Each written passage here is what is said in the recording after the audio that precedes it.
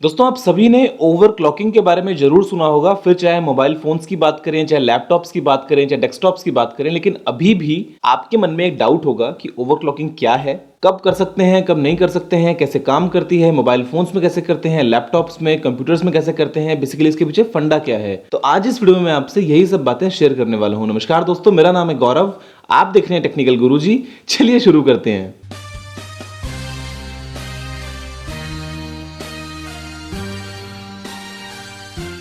दोस्तों देखिए, ये जो वीडियो है ये थोड़ी सी टेक्निकल साइड में जा सकती है, लेकिन मैं कोशिश करूंगा कि मैं आपको नॉर्मल टर्म्स को यूज करूं और मैं आपको अच्छे से एक आम भाषा में समझा सकूं कि ओवरक्लॉकिंग क्या होती है। तो दोस्तों देखिए, ओवरक्लॉकिंग में आपको दो शब्द सुनने को मिलते हैं। ओवर क्लॉक हमको पता है कि एक घड़ी, लेकिन वो एक्चुअल घड़ी नहीं है, मैं आपको बताऊंगा कि क्या होता है। और ओवर मतलब हम उसको कुछ बढ़ा रहे हैं या उसकी वैल्यू में हम कुछ चेंज कर रहे हैं। तो दोस्तों मैंने जैसे आपको बताया था मेरी मोबाइल फोन प्रोसेसर्स वाली वीडियो में, अगर आपने वीडियो अभी तक नहीं देखी है तो आपको साइड में उसका लिंक मिल जाएगा, आप वहां पे जाके पहले वो वीडियो देख लीजिए। आपको उससे मोबाइल फोन से रिलेटेड जितने भी प्रोसेसर्स हैं, आपको काफी अच्छी एकदम क्लियर जानकारी वहां से मिल जाएगी। तो हर एक प्रोसेसर में, जैसा कि मैं आपको बता रहा था, एक क्लॉक सर्किट लगा होता है, वो चिप के अंदर ही होता है। उस सर्किट का क्या काम होता है कि वो बार बार अपनी वैल्यू को जो देता है, आउटपुट जो उसका आता है वो 0 या 1 आता है। ये उस सर्किट का काम होता है, यानी कि एक बार 0 एक बार 1, फिर 0 1 0 1, ऐसे वो चलता रहता है। तो उसको हम बोलते हैं उस सीपीयू की या बेसिकली उस प्रोसेसर की क्लॉक। अब वो जो प्रोसेसर की क्लॉक है वो बड़ी ही तेजी से काम करती है। दोस्तों पहले के दिनों में हम देखते थे कि एक सेकंड में 500 बार, फिर एक सेकंड में 5000 बार, 50,000 बार, 5 लाख बार। आज की डेट में तो एक सेकंड में वो जो क्लॉक है, जो मॉडर्न अपने सीपीयू होते हैं, जो मॉडर्न प्रोसेसर होते हैं, जो काम करते हैं 2 गीगाहर्ट्ज पे, 3 गीगाहर्ट्ज, 4 गीगाहर्ट्ज पे, उसकी जो क्लॉक है वो तो एक सेकंड में करोड़ों बार ऑन ऑफ हो जाती है। ये बात आपको समझ में आई है? क्योंकि वो जो गीगाहर्ट्ज या मेगाहर्ट्ज जो हम यूज करते हैं, वो उस क्लॉक की स्पीड को ही हम डिनोट करते हैं। जो बेसिक यूनिट होती है वो होती है हर्ट्ज। जैसे कि मान लीजिए कि 500 हर्ट्ज का प्रोसेसर है, तो उसकी जो क्लॉक है वो एक सेकंड में 500 बार ऑन ऑफ होती है। 500 किलो हर्ट्ज का अगर है तो 500 इंटू 1000, यानी कि 5 लाख बार वो ऑन या ऑफ होती है। अगर 500 मेगाहर्ट्ज का है तो 500 इंटू 10 लाख, यानी कि करोड़ों में जाएगा वो नंबर।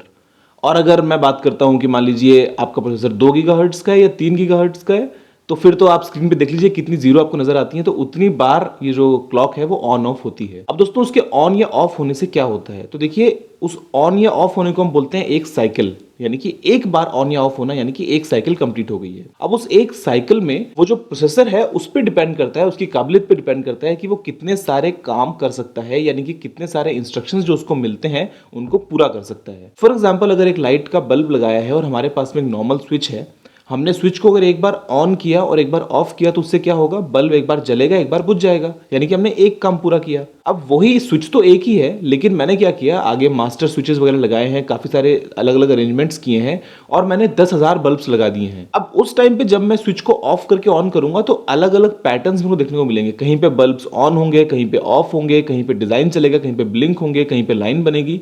तो वो सारे काम मैं कर तो एक ही स्विच से रहा हूं ना। तो इसी तरीके से आप समझ गए होंगे कि एक नॉर्मल प्रोसेसर यानी कि एक बेसिक प्रोसेसर और एक हाई एंड प्रोसेसर में क्या डिफरेंस होता है क्लॉक स्पीड के अलावा। फ्रीक्वेंसी हम कह सकते हैं कि दोनों 2 गीगाहर्ट्ज पे काम करते हैं, लेकिन 2 गीगाहर्ट्ज पे काम करने के बावजूद एक प्रोसेसर जो है वो तेजी से काम करता है क्योंकि वो ज्यादा काम कर सकता है एक साइकिल में, और दूसरा प्रोसेसर कम काम करता है क्योंकि वो एक साइकिल में कम काम करता है। तो इसी तरीके से हमको मोबाइल फोन और लैपटॉप्स कंप्यूटर्स में जो प्रोसेसर आते हैं इंटेल एएमडी वगैरह के, तो उन सभी में हमको अलग अलग वेरिएशन देखने को मिलती हैं। लेकिन अब हम ये सोचते हैं कि ओवरक्लॉकिंग का मतलब क्या है। तो दोस्तों ओवरक्लॉकिंग का मतलब ये है कि वो जो क्लॉक लगी है, जो क्लॉक का सर्किट लगा है, हम उसकी स्पीड को बढ़ा दें। अभी अगर वो एक सेकंड में कुछ बार ऑन ऑफ होती है तो हम उसको बढ़ा के ज्यादा बार हम उसको ऑन ऑफ करवाएं। अब ज्यादा बार ऑन ऑफ करवाएंगे तो कंप्यूटर ज्यादा काम करेगा, क्योंकि वो हर एक साइकिल में कुछ काम करता है। तो जितनी ज्यादा साइकिल्स होंगी एक सेकंड में, उतना ज्यादा वो आउटपुट देगा। तो मेरे ख्याल से आप ओवरक्लॉकिंग के इस फंडे को समझ गए होंगे कि ओवरक्लॉकिंग बेसिकली होती क्या है। अब ओवरक्लॉकिंग हम कैसे कर सकते हैं, सबसे बड़ी बात हम ये ध्यान में रखते हैं। तो देखिए, मोबाइल फोन्स में तो आपने फोन को एक बार रूट किया,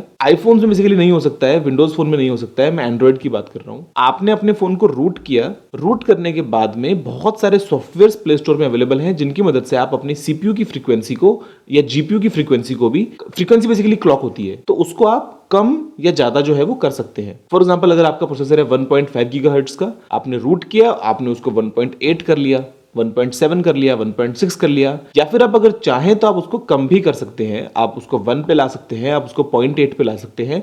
तो ये दोनों ही आपकी मर्जी की बातें होती हैं। अब दोस्तों, ज्यादा या कम करने से फर्क क्या पड़ेगा? परफॉर्मेंस में फर्क पड़ेगा डेफिनेटली। ज्यादा करेंगे तो परफॉर्मेंस अच्छी जाएगी, कम करेंगे तो परफॉर्मेंस कम होगी, लेकिन साथ साथ पावर कंजम्पशन में भी फर्क पड़ेगा। अगर आपने उसको ज्यादा कर दिया है तो आपकी बैटरी का कंजम्पशन ज्यादा हो जाएगा, अगर आपने कम कर दिया है तो आपकी बैटरी का कंजम्पशन कम हो जाएगा। तो ये दो बातें साथ साथ में आती हैं।